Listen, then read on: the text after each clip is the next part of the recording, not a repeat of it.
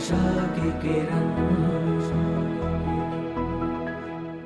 ભગવાનના ભક્તો, હું તો તમને એમ કહું, તમારી બહેન છે, તમારી ભાઈ છે, તમારી દીકરી છે, ખૂબ ગરીબ સ્થિતિ બિચારાની છે, અતિ કંગાળ સ્થિતિ છે, તો કમસે કમ એના પર તો મહેરબાની કરજો. એના દીકરા કે દીકરી, ભાણકી ભાણિયા ભણતા હોય, એની ફી તો ભરી દેજો, એની ફી તો ભરી દેજો.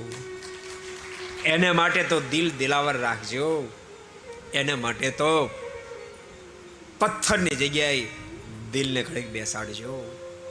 નહીં તો ભક્તો માણસ અમીર થાય ને પછી એને ક્યારેક ક્યારેક બધાની અપવાદ સિવાયની વાત કહું, અમીરાય આપે, ઠાકોર ઊંચે આપે ને પછી એને કોઈનો સંબંધ રહેવા પામતો નથી. બેનનો હોય તોય ભલે, ભાઈનો હોય તોય ભલે, દીકરીનો હોય તોય ભલે, અને માત્ર ને માત્ર ધન સંપત્તિ અને પોતાની ઊંચાઈની સાથે સંબંધ રહે છે. એનો દિલ જાણે પથ્થર જેવું થઈ જાય, પથ્થર જેવું. ઠાકોરજીને કહેજો, હે કૃપાનાથ, તારે જેટલી ઊંચાઈ આપે એટલે આવજે, પણ મારા દિલની તું મહેરબાની કરીને ચોરી નહીં કરી લેતો, મારા દિલને ચોરી લઈને પાણા નહીં ગોઠવી દેતો. એટલી ભગવાનને પ્રાર્થના કરશો. કૃપાનાથ, તું જે મને આપ એનાથી હું તને રાજી કરી શકું એવી કૃપા કરશો. એ ભગવાનને પ્રાર્થના કરશો. તમારો પાડોશીનો, તમારે ત્યાં કામ કરનાર, તમારે ત્યાં કામ કરનાર, તમારી ગાડીના પાયલોટ છે નો છોકરો બિચારોની દીકરી ભણવામાં હોશિયાર છે.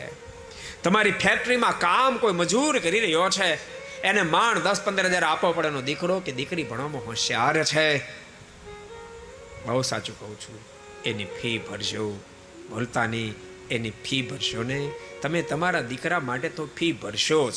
તમારા દીકરા માટે તો ફી 5 લાખ, 10 લાખ, 20 લાખ આપવા પડશે ને તો આપશો, પણ 20 લાખ આપ્યા પછી તમારા દીકરા તમારા રહેશે કેમ એ પ્રશ્નાર્થ છે.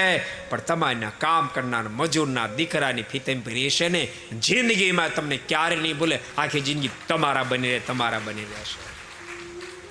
માટે રહેમ રાખશો.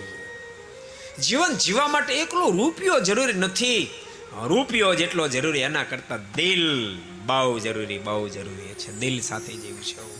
को पसंद आया हो तो लाइक करें और शेयर करना मत भूलिए. सब्सक्राइब करें सरदार कथा चैनल को और बेल आइकॉन पर क्लिक करना मत भूलिए लेटेस्ट वीडियो सबसे पहले पाने के लिए.